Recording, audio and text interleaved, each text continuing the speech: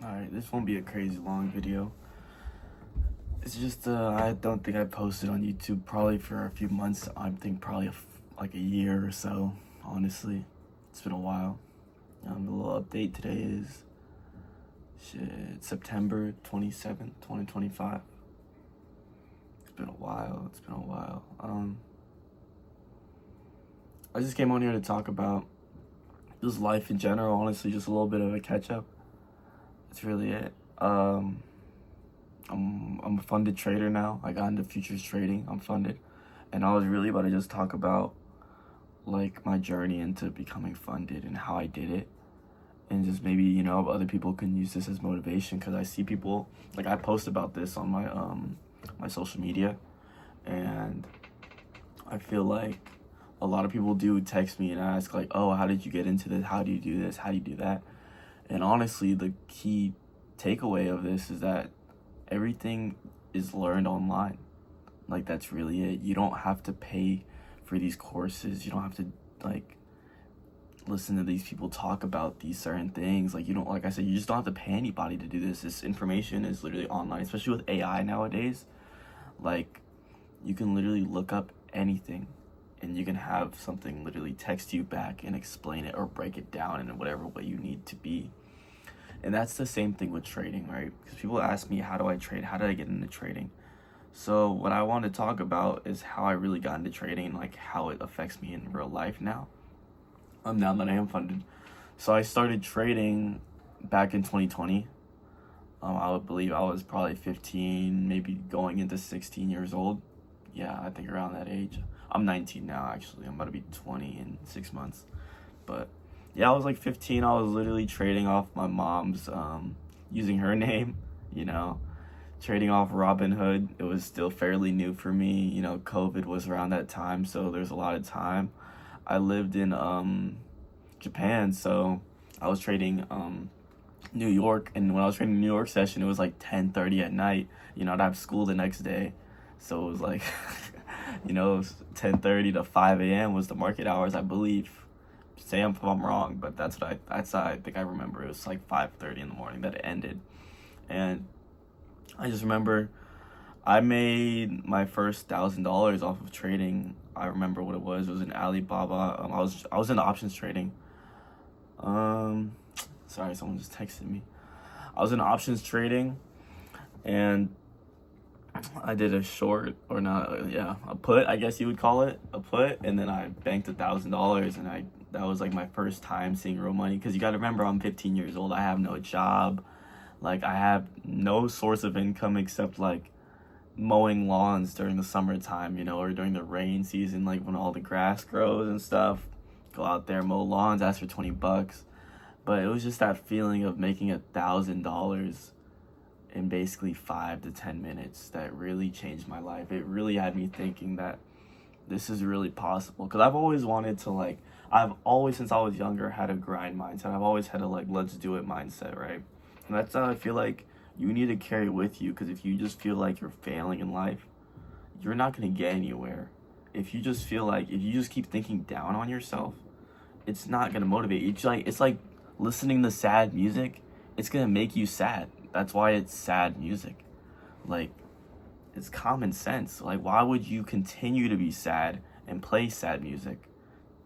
If you actually play something more happy, if you actually play something uplifting while you're sad, it will make it feel a little better. It will change your mood, because music is key to life.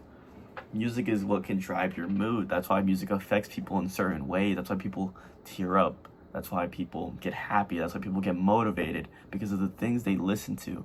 And that's things such as, like, also words of affirmation. Someone's telling you you're doing good. That's going to make you feel good about yourself. But if someone's telling you that you're not doing good, they start bringing you down. And on the outside, if you have a hard shell, yeah, you might not take it personally, but those words will probably stick with you and you will take it to heart, but you just won't show emotion on it, right? And that's the thing about it. I'm honestly going on a rant right now, but that's the thing about it, is just like, you have to change your own mindset. Nobody's going to change it for you. You have to change your own mindset. You have to do this yourself. Like, right now, I just got funded. Like, I've literally been funded for like a week, not even. And that's the thing about it being funded for a week. I didn't even trade for like Monday, Tuesday, Wednesday. I only traded Thursday and Friday. I only traded for 2 days. I've been funded for the whole week. I already bought my account. I only traded for 2 days, right? And that's because I was scared. I was nervous because I was like, this isn't paper money anymore. This is real money. I am trading with real money, right? And what happened was I'm already, in those 2 days of trading, I'm already up $1,000, right? I'm already up 1,000. And all you have to do is have $150 for 5 consecutive days to get a payout, right? And if I already make $1,000, like, so the thing is, actually, I made 1,000 on Thursday, so I that's another thing about this. I actually need to stop like gambling it, because I gambled it. I have rules and stuff. When I was paper trading, I had my rules, but now it's like getting funded is like I'm running the risk, and I almost blew my account. So the first day I made $1,000 and I started over leveraging. And then I ended up almost rinsing my account. I went down to 1,800 of drawdown. So and all you need is $2,000 of drawdown, then your account gets closed, you know? And it took me around like 2 weeks to actually get funded, like off of this account. I blew like 4 other combines, right? And this took me a minute to actually get myself funded. And I almost blew on the first day like it was nothing. But luckily I did get some good plays. I got out of drawdown, and now I'm up $1,000 on Friday, right? And I ended the week like that. I'm up 1,000, and that's honestly not bad, because realistically, all you have to do is make $200 a day, right? $200 every single day. If you don't, like risk too much, you make $200 a day. You're making $1,000 a week. You're making $2,000 every 2 weeks. You're making $4,000 a month.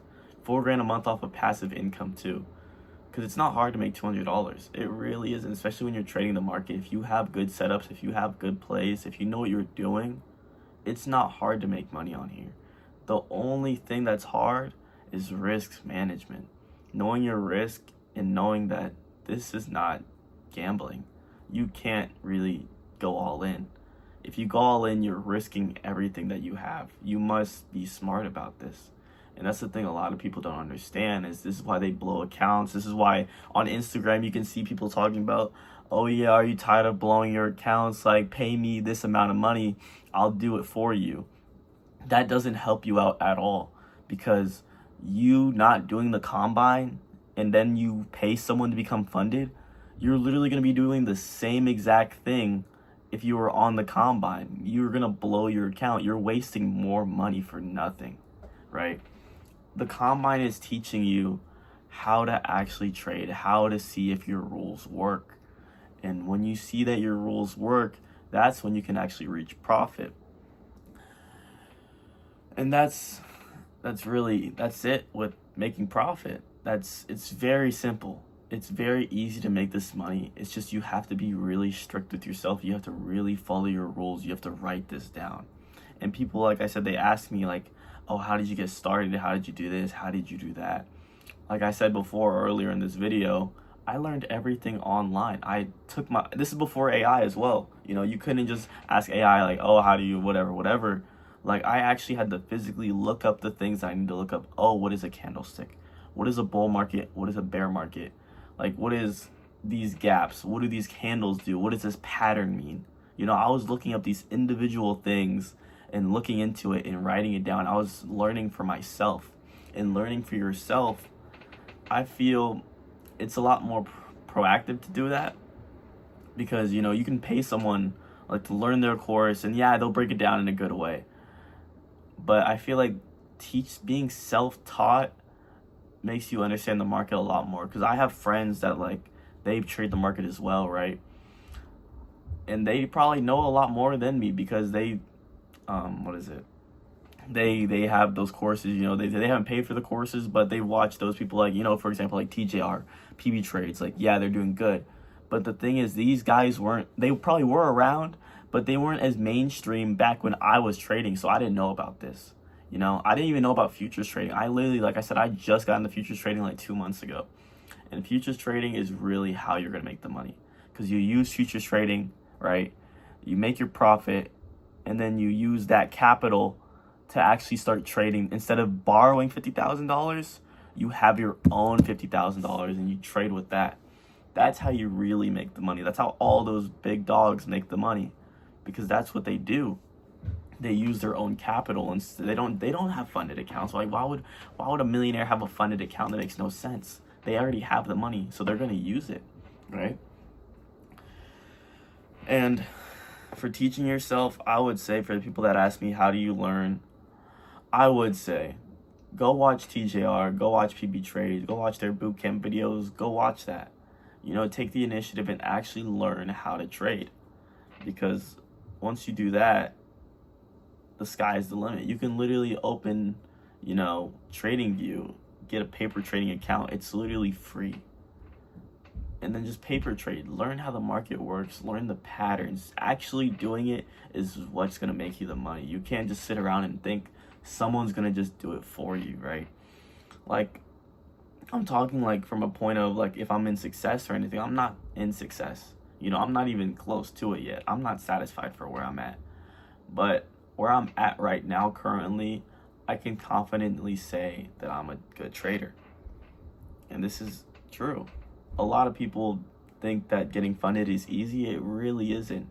And staying funded is the problem people experience. As I said before, I almost blew my account the first day. Because I was too excited. I over leveraged. I got nervous, because I had to think, this is real money now. This isn't fake money. This is real money. This is all profit, And I have a lot of things set up for me now. I do have a lot of things set up for me now with trading and with life in general. Like, I have really good luck, I feel like. And I feel like that will probably bring me really far in life. And I think I'll probably keep making these videos. I'll probably keep talking. I will keep trading. I might even... I need to get a webcam. Enough fudge. I need to get a webcam because I'm trying to start live streaming my trades. So I do like stream my trades like on Discord. Like, if you want, I'll put my our Discord link in the bio of this, or the description of this video. So then we can actually, like, you guys can see, like, I get on there on AM session and PM session, and I trade Asian as well sometimes, because Asian is like 5 p.m. or 4 p.m. to like, I only stay on there till like 7 or 8. But yeah, I trade both of those and I stream it. Like, my friends will join the call and we'll all be trading at the same time, right? So anyone that watches this video, you're welcome to join. I will try to give you as much information of what I know, and my friends that also trade will give you as much information as how much they know. Like, because at the end of the day, why would you pay for a course? Like, we're all trying to make the same thing. We're all trying to make money. That's the big idea. Everyone's trying to make money, and we're not going to gatekeep that. There's no point of doing that, because the more money everyone makes, the more happier everybody is, But that's really it for the trading part.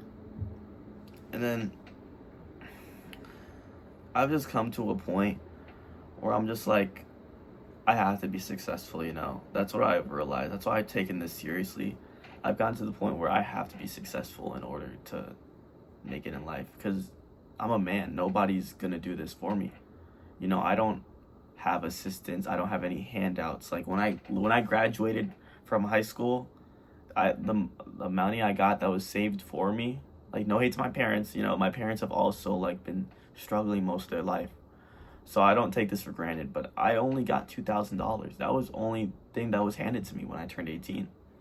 And that was like, I think 2 months of like a car payment, It's really like small, but at the end of the day, that's 2 months of me being able to save more money so I can pay for the things that I want, So I'm not going to take that for granted.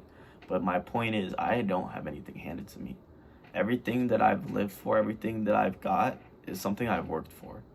I work really hard for what I want. And that's the thing about it. If you really want it, you got to work for it. You have to struggle. You have to do all the things that you don't want to do. You have to get out of your comfort zone. Because if you're comfortable, you're not going to be a better person. You're not going to reach your goals because you're comfortable. You're sitting in a position what you're used to. You have to get into a position that you're not used to actually grow as a person, you know.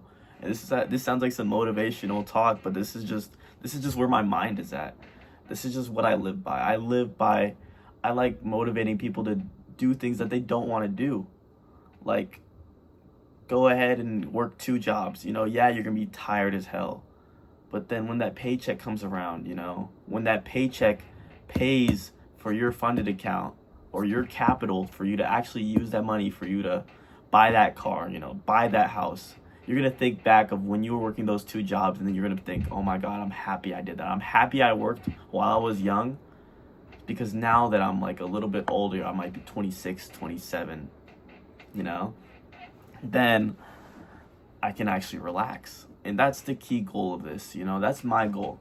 I want to work hard as much, because I'm 19, as I said. I want to work as hard as I can. You know, I want to push myself to the limit because I'm still young. I am still young. So I have the time to, you know, make the mistakes. And that's what I'm doing right now. I literally just work so hard because I know by the time I'm 20, 25, 26, I'm going to be successful. And I'm going to be relaxing, not having to worry about a day in my life, because all my money is going to be passive income. Everything that I have worked for will be worth it. And that's my goal. And that's what I feel like a lot of people have to strive for. You can't just sit around and expect somebody to do it for you. You must take the initiative and do it yourself. That also brings me to another point, that like, you have to cut out all the distraction. You know, you have to stop the smoking, the drinking, the going out. You know, just going out is fine, but like excessively going out, you know, like people that, for example, people that call out of work to go out and have fun. Like, yeah, you're still young, right?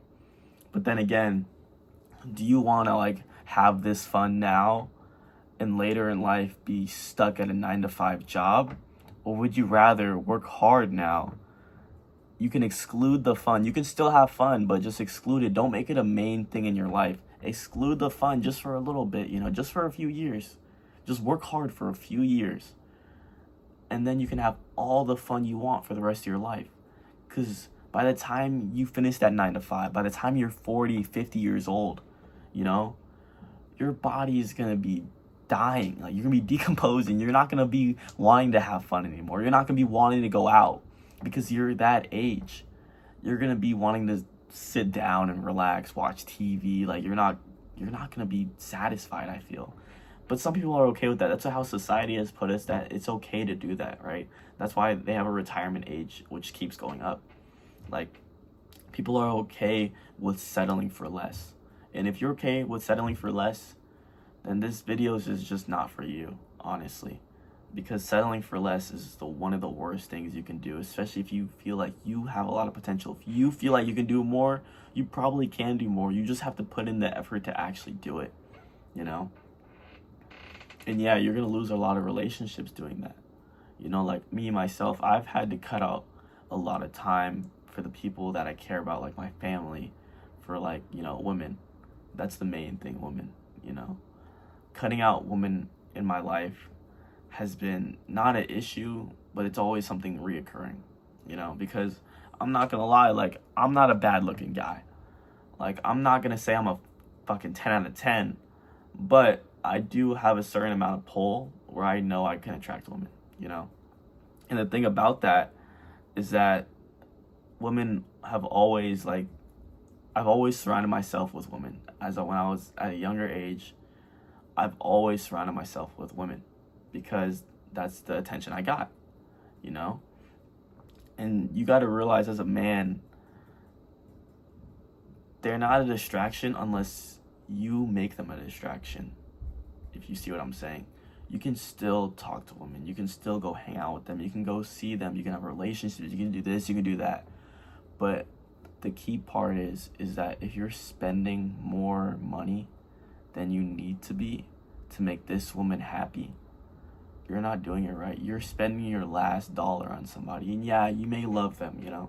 You may care for them so much that you're willing to do that. But would you rather spend your last dollar on them? Or would you rather take that dollar, make more money, so then you can spend more time and more money with them? That's what I'm trying to get at, right? Because you can love somebody so much. You can. And you can love them enough to actually let them go. And people do that all the time. I feel like most relationships nowadays, they're temporary. Like, and it's a sad reality that we live in. A lot of relationships are temporary. That's why the divorce rate is so high. That's why most people cheat. That's why most people, these things happen. These things are a reoccurring thing. It's because of social media. It's because people set expectations for people. And I feel like that's not healthy to do. Setting an expectation for somebody that you want is like, it's good, but then it's bad at the same time, because it goes to a level of respect. Because if you make them, respect you to a level, like the bare minimum, people say the bare minimum, right? But then some people's bare minimum is different from other people because everybody is different. So how can you set an expectation for somebody that might have a certain expectation for you? That's like I said, everyone's different. So you can't expect too much out of somebody, especially if you yourself don't bring a lot to the table. Why are you setting an expectation for somebody? Like, it's like people say the modern day woman, like, oh yeah, like it's a lot of social media BS. This is what people like to portray, but realistically it's not always like this. It's just, how social media portrays it. But it's like, I'll tell you though, it's like social media portrays it as like, oh yeah, women want a guy that's 6 foot, makes $100K a year, like yada yada yada, like good looking, like whatever, right? I'm only 5'7", 5'8", I still pull women. I still have charisma. You don't have to be tall. Like, that's what a lot of guys think. Like, oh yeah, I have to be tall to talk to women. Yeah, it's a plus. It probably is a plus. Women do like tall guys. This is not wrong, right? But that's the thing. You can't control that. Like I said, some expectations you just can't control. And because of that, you have to excel in other areas. If you excel in those other areas, like, for example, me, I find myself as a funny person. I feel like a lot of girls I've talked to, they've told me that they've talked to me because I'm funny. That's why I've drawn them in, because they like to laugh, they like to be entertained. They don't like, you have to keep women entertained or they're going to be bored of you. If they get bored of you, they're going to leave you. That's just how it is, right? And you have to have that entertainment factor to actually show them that you have a personality. You have to bring the personality aspect into it. And like I said, I'm honestly going on ranting right now, but shit, man. It's hard. It's hard out here. Like, I've honestly driven myself to the point where I'm trying to stray away from female influence. I'm trying to get away from all this woman stuff because I'm not where I want to be in life, I'm not going to entertain somebody when I'm not where I want to be. I want to do things, and those things require me working on myself. Those things require me to actually work alone and not have to worry about, oh, like, what is my girlfriend doing? Is she cheating on me? Is she going out? Is she being a hoe? Like, what is she doing? Like, that unneeded stress factor is there. And I don't need that right now because, like I said, I'm more concerned about what NQ is doing on Monday, Like, why would I want to worry about what a woman's doing when I need to worry about what's actually making me money, what's actually profiting me, what's actually bringing me a good return? And I'm not saying that women aren't a good return because, yes, that sense of companionship is what you need as a person. You shouldn't live a lonely life, honestly. But when it starts getting into the fact where you start, like I said, you might over leverage yourself on a relationship, then it's not healthy for you. Especially if you're like me and you want to actually go pretty far in life and do these things and you're not where you want to be, but you're working on that, you should wait until you are at your full potential to give somebody your all. And that's all I really had to say today. Honestly, I'll probably make, like I said, more videos like this. But I just like coming on here. I don't care if anyone watches this. It really doesn't matter to me. I just want to get this out there. It's good to just talk it out. And yeah, that's really about it. I appreciate if you guys do want to, share the video, like and subscribe. That'll be cool and all. Boom. But yeah, I also do streaming. So if you guys want to tap in on that, I stream as well. I don't play video games as much, but I do. I probably will be.